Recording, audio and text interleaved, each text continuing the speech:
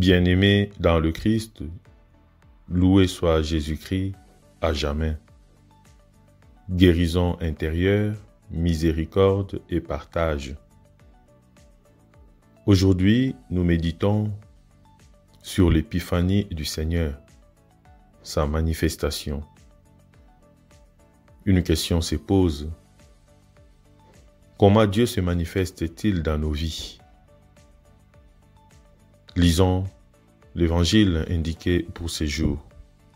Pour mieux répondre à notre question et comprendre le sens de l'épiphanie.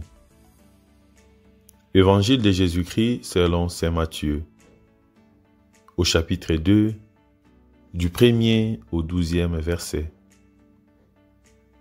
Jésus était né à Bethléem en Judée, au temps du roi Hérode le Grand.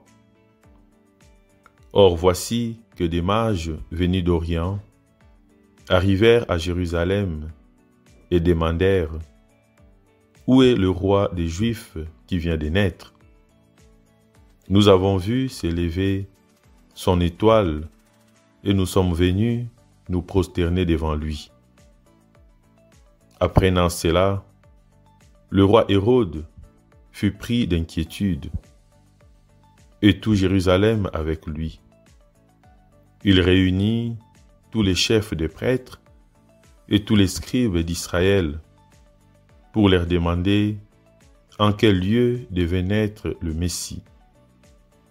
Ils lui répondirent « À Bethléem en Judée, car voici ce qui est écrit par le prophète.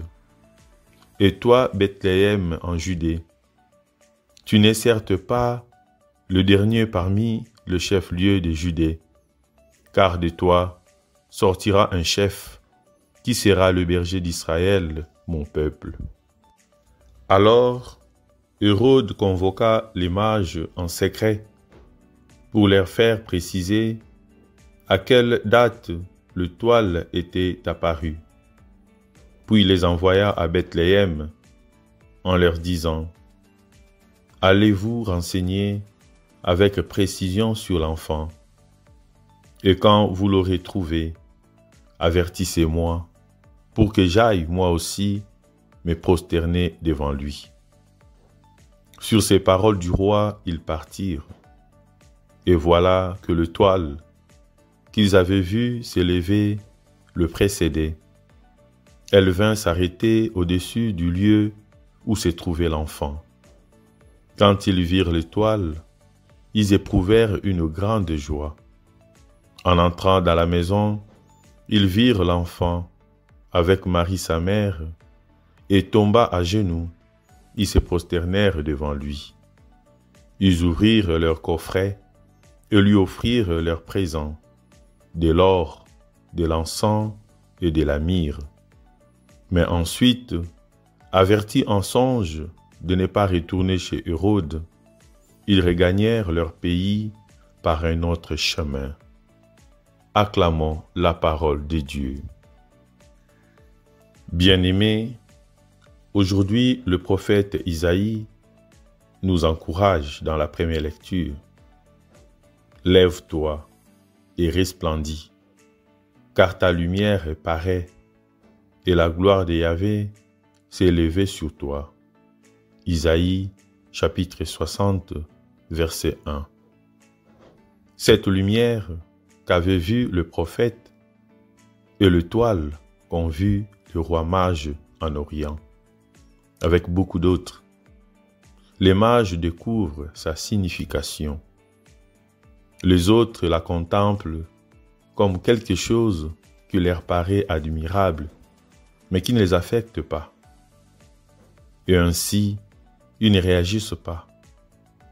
Les mages se rendent compte que par elle, Dieu leur envoie un message important qui vaut la peine de passer par le désagrément de laisser de côté des choses sûres pour un voyage incertain.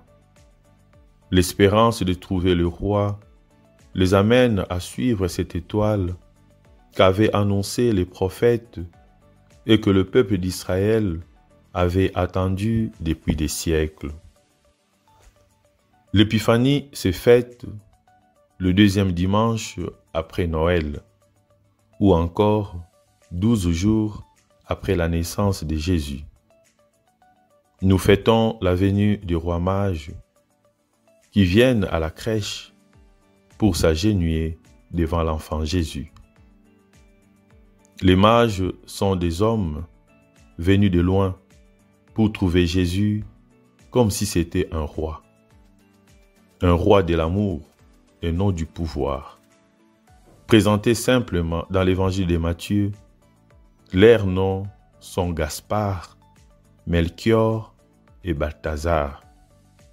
Ils offrent des cadeaux, de l'or qui représente la richesse, de l'encens, parfum prestigieux symbolisant la prière qui monte vers Dieu, et de la myrrhe qui symbolise l'intimité profonde avec Dieu.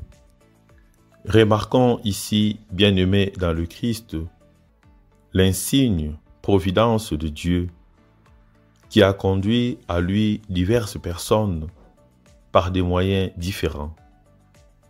Les mages virent une étoile. Et que firent-ils à cette vue? Nous avons vu aussitôt, ils s'engagent dans un chemin dont ils ne voient pas le terme et suivent l'astre, en laissant derrière eux leurs femmes, leurs enfants et leurs jouissances domestiques. Ni les rigueurs de la saison, ni les difficultés de la route ne les arrêtent. Faisant fi de toutes ces choses, ils se disposent sans délai au départ. Voici que des mages viennent de l'Orient. Ainsi, nous comprenons que Dieu se manifeste dans nos vies à travers notre disponibilité. Jésus est la lumière du monde, certes, mais manifestation visible de Dieu. C'est le sens du mot épiphanie. Il ne révèle rien d'autre que l'amour poussé jusqu'à l'acceptation de la mort. Aujourd'hui, la lumière brille dans les ténèbres. Nous devons tous nous mettre debout, resplendir. Elle est venue notre lumière. Sur nous s'élève le Seigneur et sa gloire brille sur nous. En 538, les Juifs sont revenus d'exil. Nombreux sont restés à l'étranger. Le prophète maintient l'espérance. Un jour, Jérusalem sera le centre de l'univers. Si nous acceptons de nous reconstituer, nous triompherons. La lumière vient nous révéler et nous faire connaître le mystère du Christ. Ce mystère consiste au fait que les païens sont associés au même héritage, au même corps, au partage de la même promesse. Dans le Christ Jésus, par l'annonce de l'Évangile. Ici, l'on voit que Paul, alors en prison, médite sur le sens de l'œuvre divine. Il nous montre que le mystère du Christ s'est traduit par la réconciliation de tous les hommes, au-delà de nos conflits. Là où l'Esprit le fait connaître, la lumière brille. Comme nous le savons, il ne fait jamais nuit là où on s'aime. Si notre cœur aime vraiment, jamais il ne sera dans l'obscurité. Et l'Évangile nous fait découvrir aujourd'hui le mouvement intérieur des mages. Or, voici que des mages venus d'Orient arrivèrent à Jérusalem et demandèrent « Où est le roi des Juifs qui vient de naître ?» Nous avons vu s'élever son étoile et nous sommes venus nous prosterner devant lui. Ils lui offrirent leurs présents, de l'or, de l'encens et de la myrrhe. Bien-aimés dans le Christ, cette figure de mage nous fait découvrir aussi que l'aboutissement de cette recherche spirituelle est la contemplation, la méditation, l'adoration. Au terme de leur parcours, les mages déposent les présents qu'ils ont apportés aux pieds de Jésus et se prosternèrent devant lui. Leur cœur était assez droit pour se mettre en route au signe de l'étoile, et leur cœur était assez pur pour reconnaître la source de la sagesse dans l'enfant nouveau-né. Les mages nous donnent une illustration d'une belle maxime. Il ne suffit pas d'être croyant, il faut encore être disciple. Dans le sens où il ne suffit pas de savoir, il faut que la foi mette en mouvement et nous fasse découvrir celui qui rassasiera notre soif de sagesse. Le véritable chercheur a le cœur assez ouvert pour reconnaître l'objet de son désir quand il se manifeste à lui. Heureux le cœur pur, ils verront Dieu. Nous sommes provoqués à nous mettre en chemin, les yeux levés pour voir l'étoile et non la tête baissée pour voir nos téléphones, notre ventre et notre vie privée. La foi, c'est voir de l'intérieur. Bienheureux en vérité ceux qui répondent à l'appel de Dieu et qui se rendent disponibles sans tarder à l'appel de Dieu. Et par quelle variété de moyens, mes frères et sœurs, ne nous appellent-ils pas sans cesse? Ils nous appellent par les fléaux, par les bienfaits, par des présents. Ils nous appellent par des promesses, par nos dangers propres et par les exemples des autres. Je dirais plus, ils nous appellent par les péchés eux-mêmes. Et il ne faut pas nous en étonner, puisque dans sa sagesse infinie, Dieu tire le bien du mal.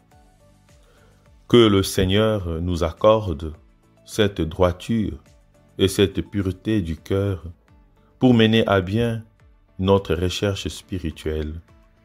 Prions que Dieu nous donne de reconnaître toujours sa lumière brillante dans notre monde de ténèbres. Nous pourrons alors marcher vers lui et devenir nous-mêmes lumière pour ceux qui cherchent la vraie vie. Amen.